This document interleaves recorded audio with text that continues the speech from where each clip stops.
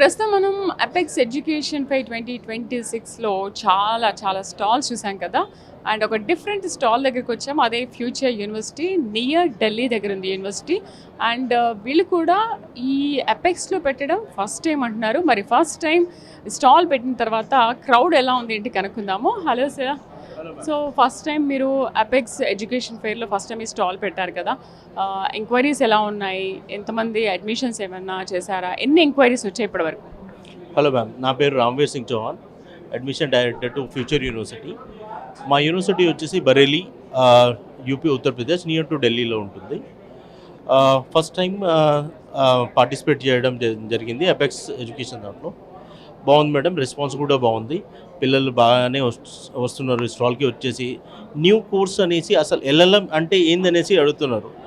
ఇంతకుముందు పిల్లలందరూ ఏఐఎంఎల్ గురించి విన్నారు, కానీ కొత్తగా ఏఐ ఎల్ఎల్ఎం అంటే ఏందనేసి అడుగుతున్నారు. AI and LLM advance AI madam, ఇది లార్జ్ లాంగ్వేజ్ ఇన్ మాడ్యూల్ అనమాట. బీటెక్ సిఎస్సి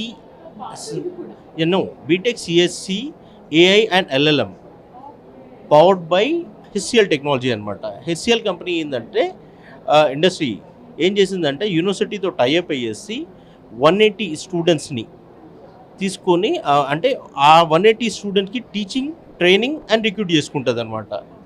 ఆ కంపెనీ వాళ్ళే కరికులంని డిజైన్ చేస్తారు, దాంతోపాటు వాళ్ళే రిక్రూట్ చేసుకుంటారు. యా మ్యామ్, గూగుల్ కంపెనీతో ఉన్నాము, ఐబిఎం కంపెనీతో ఉన్నాము. కానీ ఫస్ట్ టైం ఇలాంటి కోర్స్ని మేము ఇంట్రొడ్యూస్ చేస్తున్నాము. ఇండియాలో ఇంతవరకు ఎక్కడ లేదు మేడం. ఇండస్ట్రీతో టెక్ అంటే చిన్న టెక్ కంపెనీస్తో అయితే చాలామంది ఉంటారు, కానీ మేడం నేను అదే చెప్తున్నాను. స్టార్టింగ్ నుండే వచ్చిన తర్వాత పిల్లలు, పేరెంట్స్ అసలు ఎల్ఎల్ఎం అంటే ఏందనేసి వాళ్ళు షాక్ అవుతున్నారు అనమాట. సో అలాంటి కోర్స్ మీద ఇంట్రెస్ట్ కూడా కలుగుతుంది పిల్లలకి అండ్ పేరెంట్స్కి. చాలామందికి చెప్పడం జరిగింది. ఇంకా ఆల్మోస్ట్ వాళ్ళు ఇప్పటికి వరకు ఒక 100+ ఎంక్వైరీస్ జరిగినాయి మేడం. సో ఇన్ ఫ్యూచర్లో కూడా బాగానే జరుగుతాయి అనేసి అనుకుంటున్నాం. యూనివర్సిటీ, ఫ్యూచర్ యూనివర్సిటీలో ఏంటి ఫెసిలిటీస్ వచ్చేసరికి చాలామంది పేరెంట్స్ అడుగుతూ ఉంటారు, ఇక్కడ ఫుడ్కి అక్కడ ఫుడ్కి కొంచెం అడ్జస్ట్ అవ్వాలి, ఫెసిలిటీ విషయంలో చాలా ఆలోచిస్తారు కదా. అండ్ ప్యాకేజ్ ఎలా ఉంటుంది దీంట్లో? మేడం ఫెసిలిటీ గురించి అంటే మీకు తెలిసిందే, యూపీ అంటే ఒకప్పుడు భయపడేవాళ్ళు, కానీ యోగి గారు రాజ్యం ఇప్పుడు ఇండియాలోనే one of the top most state. క్రైమ్కి కానీ దేనికైనా దూరం ఉంటుంది ఇప్పుడు. అలాంటి సేఫెస్ట్ ప్లేస్లో పిల్లలు చదువుతున్నారు.